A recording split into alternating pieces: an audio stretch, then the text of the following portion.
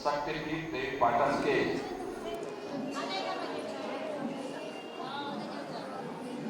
पूर्व महंत ब्रह्मलीन महेंद्र नाथ जी महाराज की 25वीं पुण्यतिथि के अवसर पर आयोजित साप्ताहिक श्रीमद् भागवत महापुराण कथा ज्ञान यज्ञ के आज के इस कार्यक्रम में व्यासपीठ पर विराजमान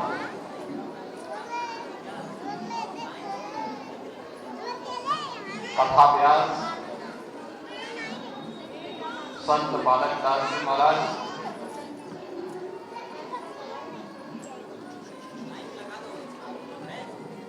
शक्तिपीठ देवी पाटन के श्री महंत श्री मिथिलेश नाथ जी महाराज, अयोध्या धाम से पधारे हनुमानगढ़ी के श्री महंत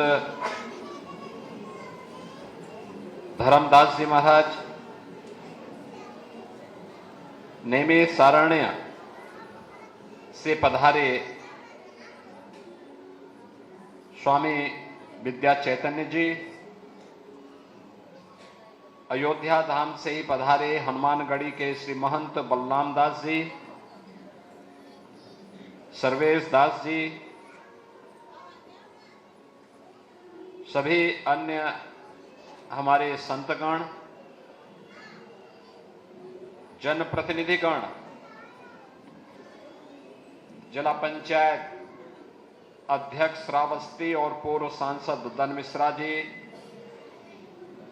जिला पंचायत अध्यक्ष बलरामपुर आरती तिवारी जी, माननीय विधायकगण श्री पलटू राम जी, कैलाशनाथ शुक्ला जी, राम प्रताप वर्मा जी, राम फेरन पांडे जी, भारतीय जनता पार्टी के जिला के अध्यक्ष रवि मिश्रा जी,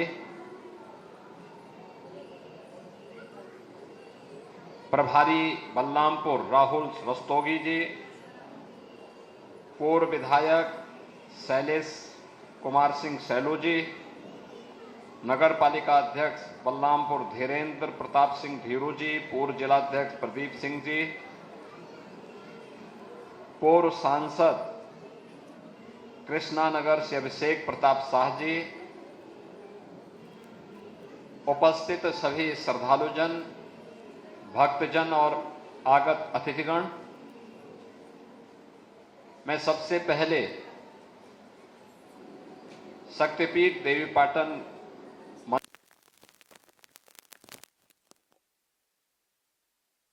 महेंद्र नाथ जी महाराज की 25वीं पुण्यतिथि के अवसर पर उनकी स्मृतियों को नमन करते हुए उन्हें विनम्र श्रद्धांजलि अर्पित करता हूं। हम सब जानते हैं कि महंत महेंद्र नाथ जी महाराज ने एक लंबे समय तक शक्तिपीठ देवी पाटन की सेवा की और एक संत और योगी के रूप में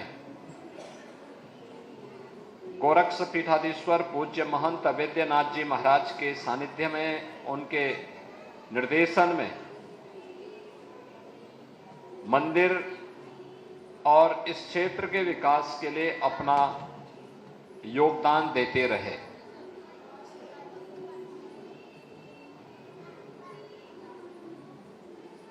एक संत और योगी के रूप में उनके द्वारा किए गए कार्य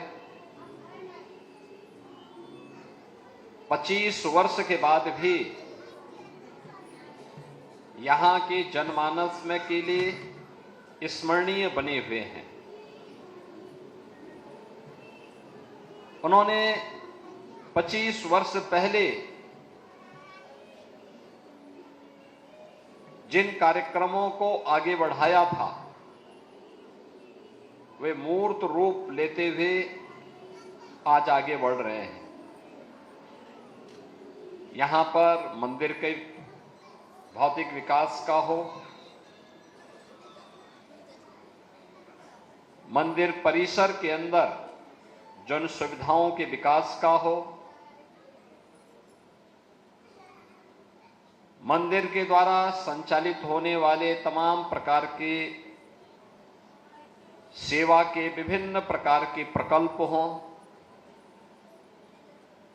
ये सभी तेजी के साथ आगे बढ़े हैं। खासतौर पर अक्सर हम इन बातों को देखते हैं कि कोई भी धर्मस्थल जो उसका प्राथमिक दायित्व होना चाहिए कि समाज की आस्था का प्रतीक तो बने ही, साथ साथ अपनी सेवा के माध्यम से वह लोक कल्याण का, जन कल्याण का एक मजबूत केंद्र बनकर के उभरे। अब याद करिए, देवीपाटन मंदिर आज से 35-40 वर्ष पहले केवल मंदिर तक सीमित था। धर्मशाला भी ठीक नहीं थी, टूटी हुई थी, अन्य जन सुविधाएं नहीं थी। मेले के दौरान आने वाले श्रद्धालुओं को या प्रतिदिन आने वाले श्रद्धालुओं को अनेक कठिनाई होती थी। अब सोचो, जिस मंदिर के पास अपनी स्वयं की सुविधा न हो, वह अन्य क्या कार्यक्रम आगे बढ़ाता। धीरे धीरे करके चीजें आगे बढ़ी। आज यहां पे श्रद्धालुओं के लिए या कोई भी आता है मंदिर के भंडारे में, वह निःशुल्क प्रसाद ग्रहण कर सकता है। मंदिर कैंपस में धर्मशालाएं बनी हुई हैं, यात्री विश्रामालय बने हुए हैं, गौ सेवा के कार्यक्रम चल रहे हैं।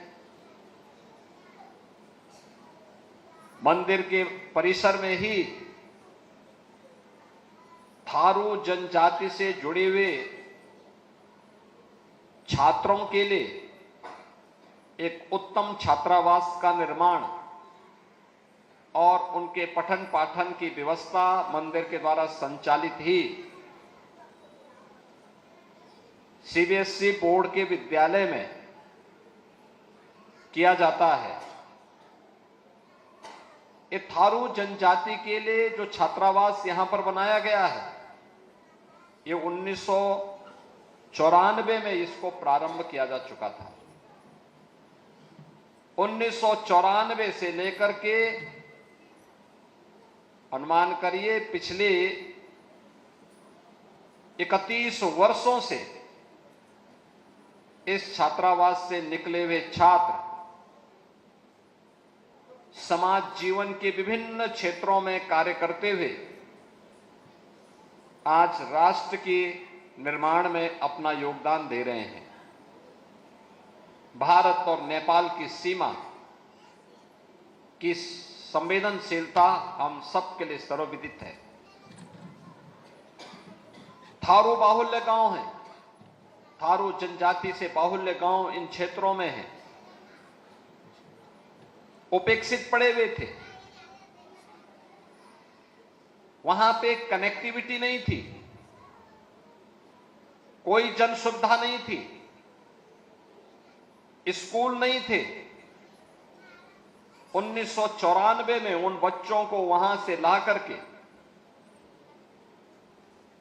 यहां मठ में रख करके, मंदिर परिसर में रख करके उनके लिए व्यवस्था की गई और आज अति उत्तम छात्रावास के माध्यम से इन बच्चों के लिए उत्तम शिक्षा की व्यवस्था भी है, जहां के माध्यम से वे अच्छी शिक्षा अर्जित करके राष्ट्र निर्माण की प्रवर्तमान अभियान में अपना योगदान दे रहे हैं। यानी धार्मिक संस्था केवल आस्था का केंद्र नहीं, राष्ट्रीयता की प्रेरणा की भी केंद्र बिंदु बन सकती है। यह संस्था के द्वारा यहां पर किया गया। यहां पर मां पाटेश्वरी के नाम पर एक सीबीएसई बोर्ड का विद्यालय संचालित है, अच्छे ढंग से संचालित हो रहा है। न केवल कस्बे के लोग बल्कि अगल बगल के गांवों की भी बड़ी संख्या में बच्चे वहां आकर के उत्तम शिक्षा ग्रहण करने का काम कर रहे हैं। सीमावर्ती क्षेत्र में अगर एक धर्मस्थल इसी प्रकार से जागरूक बनकर के अपने उत्तरदायित्वों का निर्वहन करे तो इससे बढ़कर के कार्य और कोई नहीं हो सकता। याद करना, हमें इस बात को याद रखना होगा हमेशा, धर्म का मतलब केवल उपासना विधि नहीं होती। धर्म का मतलब केवल आस्था नहीं होती। धर्म का मतलब केवल पूजा पाठ नहीं होता। धर्म का मतलब, अगर आप भारतीय दर्शन के अनुसार इसकी वास्तविक परिभाषा को जानने का प्रयास करेंगे तो इसका मतलब होता है कि जो इस लोक में सांसारिक उत्कर्ष का यानी विकास के, भौतिक विकास के लिए, भौतिक, आध्यात्मिक और सांस्कृतिक विकास का मार्ग प्रशस्त करे और परलोक के लिए मुक्ति के मार्ग का भी हमारा प्रशस्त कर सके, वह एक व्यवस्था ही धर्म है। सांस्कृतिक, आध्यात्मिक और भौतिक विकास के कार्य, भौतिक विकास का मार्ग बिना कर्तव्यों के निर्वहन के नहीं संभव हो सकता। हम जब प्रत्येक व्यक्ति अपने कर्तव्यों का निर्वहन करे, वही हमारा दायित्व बनता है। और उसी दायित्व का निर्वहन करते हुए जब हम आगे बढ़ते हैं, तब देश मजबूत बनता है। यह वर्ष देश के लिए अत्यंत सौभाग्यशाली वर्ष है। सौभाग्यशाली इस मायने में, भारत की अखंडता के प्रतीक लौह पुरुष सरदार वल्लभ भाई पटेल की जयंती के 150 वर्ष पूर्ण हुए हैं। भारत के राष्ट्रगीत वंदे मातरम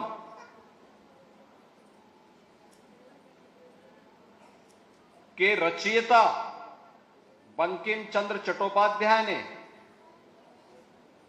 आज से 149 वर्ष पूर्व यानी 150वें वर्ष में वंदे मातरम का यह राष्ट्रीय गीत भी पहुंच गया है।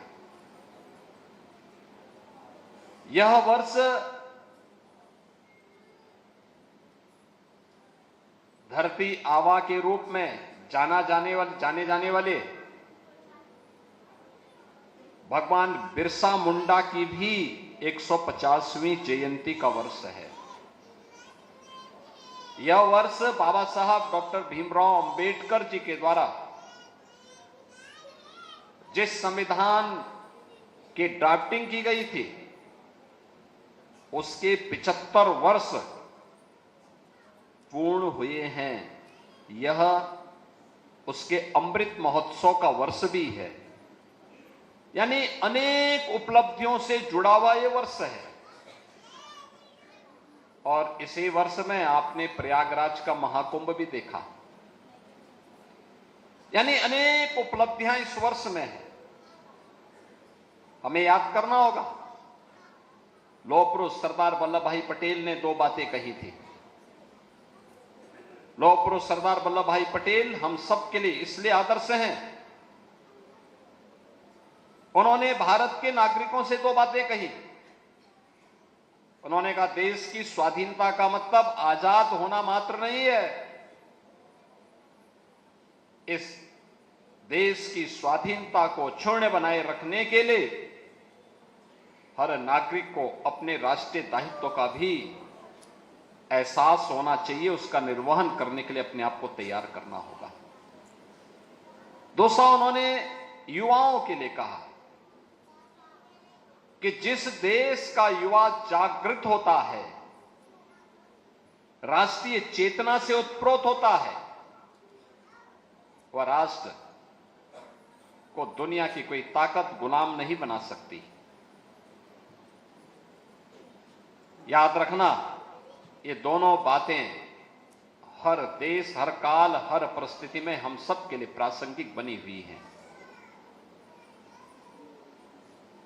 भारत के राष्ट्रगीत वंदे मातरम आज से 150 वर्ष पहले जब रचा गया था, यह राष्ट्रगीत भारत माता की वंदना का गीत है। भारत माता को साक्षात देवी के रूप में, मां दुर्गा, मां लक्ष्मी, मां सरस्वती की प्रतिमूर्ति के रूप में स्थापित करते हुए इसकी वंदना की गई है। ये राष्ट्र माता के प्रति हमारे दायित्व के निर्वहन करने के प्रति हम सबको आग्रही बनाता है। यह मंत्र भारत की आजादी का मंत्र गीत बना था, भारत को एकता के सूत्र में बांधने वाला मंत्र बना था। याद करिए, भारत का हर क्रांतिकारी, भारत का हर स्वाधीनता संग्राम सेनानी वंदे मातरम गाते गाते फांसी के फंदे को चूम जाता था, लेकिन वह कभी भी विदेशी हुकूमत के सामने नतमस्तक नहीं हुआ। यानी यही मंत्र का असर होता है जो व्यक्ति को उस कार्य के प्रति पूरे समर्पण भाव के साथ जूझने के लिए तैयार कर सके। विदेशी हुकूमत से भारत की दास्ता को मुक्त करने के लिए ही भगवान बिरसा मुंडा ने अपना बलिदान दिया था, और भगवान बिरसा मुंडा का यह योगदान 15 नवंबर की तिथि प्रधानमंत्री मोदी जी ने जनजाति गौरव दिवस के रूप में उसको आयोजित करने का निर्णय लिया, और यह वर्ष 150 वर्ष उनकी जयंती के पूरे हो रहे हैं। हम सब के लिए गौरव की बात होनी चाहिए कि इस अवसर पर हम धरती आबा के रूप में विख्यात बिरसा मुंडा जी को भी श्रद्धांजलि अर्पित करेंगे। बाबा साहब डॉक्टर भीमराव अंबेडकर जो भारत के संविधान के शिल्पी हैं, भारत का संविधान दुनिया का सबसे बड़ा संविधान है। भारत को उत्तर से दक्षिण, पूरब से पश्चिम एकता के सूत्र में जोड़ता है। भारत के प्रत्येक नागरिक को एक समान मताधिकार के उपयोग की स्वतंत्रता देता है, चाहे वह पुरुष हो, महिला हो। कोई भी वयस्क मतदाता जो 18 वर्ष का हो गया है, भारत का नागरिक है, वह अपने मत का अधिकार का उपयोग कर सकता है। यह भारत के संविधान की ताकत है कि भारत की आम जनता भारत की सरकार को चुनती है। सरकार को चुनने के लिए हमें किसी बाहरी ताकत के सहयोग की आवश्यकता नहीं पड़ती। मतदाता जिसके समर्थन में मत कर देता है, वह विजयी बनकर के, प्रतिनिधि बनकर के सरकार के गठन में अपना योगदान देता है। ये ताकत किसी ने दी तो बाबा साहब डॉक्टर भीमराव अंबेडकर ने दी, और बाबा साहब भीमराव अंबेडकर ने देश के अनुसूचित जाति, जनजाति, दबी कुचली जातियों से एक बात को कहा था, आगे बढ़ना है तो जीवन में सकारात्मक भाव को आप लेकर के आगे बढ़िए। सकारात्मक भाव से आगे बढ़ेंगे, आपका जीवन यशस्वी हो जाएगा। जीवन में नकारात्मकता आएगी तो वह नकारात्मकता दोस्तों का तो नुकसान करेगी ही करेगी, लेकिन उससे पहले उस स्वयं का ही नुकसान हो जाएगा। हमें इस बात को याद करना होगा, नकारात्मकता के लिए जीवन में कोई स्थान नहीं होना चाहिए। उन्होंने युवाओं को अधिक से अधिक अध्ययन करने के लिए प्रेरित किया, अधिक से अधिक अध्ययन करने के लिए प्रेरित किया। भारत के साथ जुड़ करके भारत की राष्ट्रीयता पर विश्वास करते हुए भारत की सुरक्षा के लिए समर्पण भाव के साथ कार्य करने वाला युवा भारत के अंदर सभी समस्याओं के समाधान का मार्ग प्रशस्त कर सकता है। और यही शिक्षा हमारे संतों की है, हमारे महापुरुषों की है। और यह अवसर भी हमें इन कार्यों को करने के लिए प्रेरित कर रही है। यह सीमावर्ती क्षेत्र है। अगर भारत का हर धर्मस्थल राष्ट्र के प्रति अपने उत्तरदायित्वों का निर्वहन समाज को जोड़ करके करना प्रारंभ कर देगा, मेरा दृढ़ विश्वास है कि कोई भी विधर्मी, कोई भी राष्ट्र विरोधी तत्व कहीं पनप नहीं पाएगा, बशर्ते हर व्यक्ति सजग होकर के अपने कर्तव्यों का निर्वहन करे, हर धर्मस्थल अपने राष्ट्रीय उत्तरदायित्वों का निर्वहन करके सकारात्मक भाव से समाज को जोड़ने के अभियान के साथ जुड़े। क्योंकि जहां आज सकारात्मक भाव के साथ एक और सरकारें काम कर रही हैं, देश के अंदर प्रधानमंत्री मोदी जी का यशस्वी नेतृत्व देशवासियों को प्राप्त हो रहा है, जिन्होंने 11 वर्ष में भारत की कायाकल्प करके रख दी। हर एक क्षेत्र में भारत को सर्वांगीण विकास की नई ऊंचाइयों तक पहुंचाने में अपना योगदान दिया। वहीं दूसरी ओर राज्य सरकारें उनका अनुगमन करते हुए, अनुसरण करते हुए लगातार विकास के नित नए प्रतिमान को स्थापित करते हुए आगे बढ़ रही है। हमें याद रखना होगा कि जो ये कार्य हो रहे हैं अलग अलग क्षेत्र में, इनका उद्देश्य भी एक ही है कि हमें एक भारत श्रेष्ठ भारत के निर्माण की दिशा में कार्य करना है। याद करना, एक भारत श्रेष्ठ भारत, यह अभिव्यक्ति है वंदे मातरम की। इस धरती माता के प्रति हमारे समर्पण की, हमारी कृतज्ञता ज्ञापित करने का एक भाव है। वंदे मातरम केवल गीत नहीं है। जब एक नागरिक ईमानदारी से अपने कर्तव्यों का निर्वहन करता है, तो एक प्रकार से वंदे मातरम अपनी धरती माता के प्रति अपने कर्तव्यों का निर्वहन करते हुए वंदे मातरम के प्रति समर्पण का भाव व्यक्त कर रहा है। एक शिक्षक जब अपने छात्र को संस्कारवान बना करके भारत की राष्ट्रीयता के प्रति समर्पण होने की प्रेरणा देता है, तो अब वंदे मातरम के प्रति हमारी अभिव्यक्ति को प्रदर्शित करता है। एक व्यापारी ईमानदारी के साथ टैक्स पेयर के पैसे को सरकारी खजाने में जमा करता है, तो वह भी अपने राष्ट्रीय उत्तरदायित्वों का निर्वहन करते वंदे मातरम के प्रति अपने समर्पण के भाव को प्रदर्शित करता है। एक पुलिसकर्मी जब ईमानदारी के साथ अपनी ड्यूटी का निर्वहन करता है, तो वह भारत माता के प्रति ईमानदारी से अपने कर्तव्यों का निर्वहन करते हुए आगे बढ़ता है। एक नौकरशाह जब ईमानदारी के साथ अपने कार्यों को, अपने कर्तव्यों का निर्वहन करता है, तो एक प्रकार से वह वंदे मातरम के स्वर को व्यवहारिक धरातल पर उतार करके अपने राष्ट्रीय उत्तरदायित्वों का निर्वहन कर रहा है। एक छात्र जब ईमानदारी के साथ अपने पाठ्यक्रम का अध्ययन करके आगे बढ़ता है, तो एक प्रकार से वह वंदे मातरम के प्रति अपने कर्तव्यों का निर्वहन करते हुए राष्ट्र की वंदना ही कर रहा है। राष्ट्र की वंदना का मतलब केवल पूजा की थाल सजा करके आरती कर देना से नहीं होता है, कर्तव्यों से होना चाहिए। और जो कार्य इस मठ ने प्रारंभ किए वह कर्तव्यों का ही निर्वहन करते हुए किए हैं, किसी अन्य तरीके से नहीं, ईमानदारी से अपने कर्तव्यों का निर्वहन करते हुए। और यही प्रेरणा यहां के लिए पूज्य गोरक्षपीठाधीश्वर पूज्य महंत वैद्यनाथ जी महाराज की थी, और जिसको अक्सर सह धरातल पर उतारने का काम इस मठ के, इस पीठ के दिवंगत महंत महेंद्र नाथ जी महाराज ने किया था। मुझे उनके समय में एक लंबे समय तक यहां आने का अवसर प्राप्त हुआ था, और मैं देखता था उनकी कार्य पद्धति को। जो भी गोरखपुर में अच्छा होता था वे उसको फिर यहां पे लाने का प्रयास करते थे। अच्छाई की नकल होनी चाहिए, बुराई की नहीं। याद रखना, अक्सर हम बुराई की नकल करते हैं, अच्छाई की नहीं करते।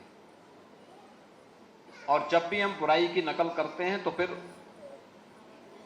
बुरा काम का तो बुरा नतीजा ही होगा। नकल अच्छाई की होनी चाहिए। अच्छा कार्य कोई कर रहा है, हम भी अपने अच्छा करें। अगर हम ये कार्य करते हैं तो सफलता की मंजिल को छूने की दिशा में हमारे लिए क्रमिक रूप से आगे बढ़ने की वह एक प्रेरणा होती है। मैं खास तौर पर युवाओं से कहूंगा, वे आज के समय में जागरूक हों। समाज उनका इंतजार कर रहा है।